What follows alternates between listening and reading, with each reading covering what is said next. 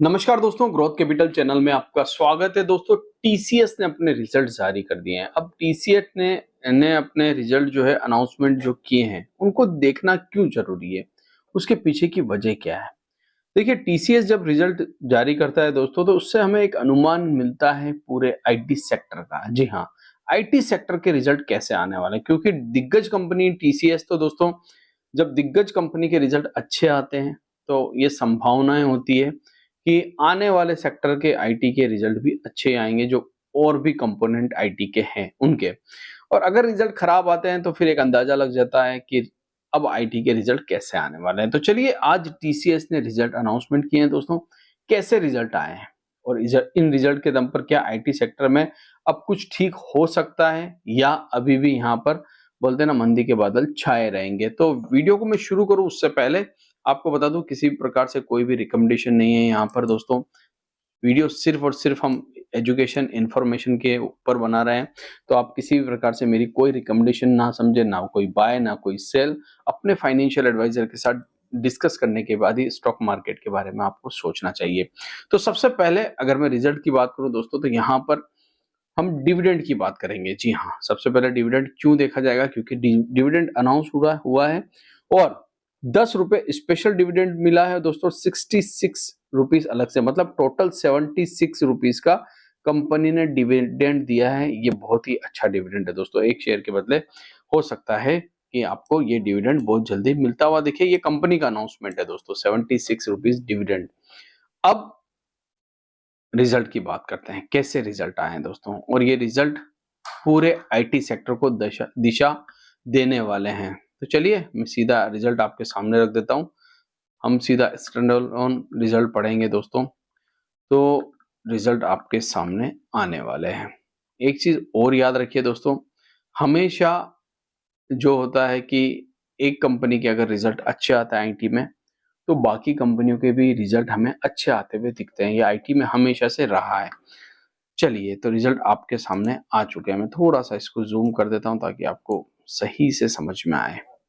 सबसे पहले rupees in crore में है, ठीक है। तो यहाँ पर आपको ये चीज चेक कर लेनी चाहिए हमेशा कि रुपीज इन करोड़ में है, लैक्स में, किस में है। क्वार्टरली रिजल्ट देखेंगे तो दिसंबर 2024 का हम रिजल्ट देखेंगे और कंपैरिजन करेंगे दिसंबर 2023 से, ठीक है। सबसे पहले रेवेन्यू फ्रॉम ऑपरेशन। जी हाँ, कितनी इनकम टोटल हुई है यहाँ पर। तो ये वाला कॉलम आपके सामने है, जो इनकम को हमें बताएगा कितनी इनकम यहाँ पर हमें होती हुई देखने को मिली है। थोड़ा सा मैं इसको सेट कर देता हूँ, ठीक है। तो ये है इनकम, ये वाला पार्ट, ठीक है। और टोटल इनकम यहाँ पर आपको देखने को मिल जाएगी। सबसे पहले इनकम के बारे में देखेंगे तो करीबन टोटल इनकम 56,000 करोड़ रुपए की इनकम हुई है, जो कि पिछली बार से अच्छी खासी ज्यादा, करीब करीब आप मान के चलिए 52,653 करोड़ थी, तो मोटा मोटी 3,500 करोड़ के आसपास हमें इनकम ज्यादा देखने को मिल रही है। अगर इनकम ज्यादा है तो सीधी सी बात है, खर्चे भी ज्यादा ही हुए होंगे। अगर खर्चे ज्यादा है तो सीधी सी बात है, फिर प्रॉफिट पे इफेक्ट तो पड़ेगा। तो टोटल खर्चे पे आ जाता हूं मैं सीधा, कितने खर्चे कंपनी ने किए हैं। तो टोटल खर्चे यहाँ पर है। कंपनी का टोटल खर्चा हुआ है 40,492 करोड़ रुपए का, जो कि पिछली बार से दिसंबर 2023 से 37,649 करोड़, मतलब कि 3,000 करोड़ का ज्यादा है। और अगर पिछले क्वार्टर को मैं देखूं दोस्तों, तो यहाँ 40,586 करोड़ का खर्चा किया था।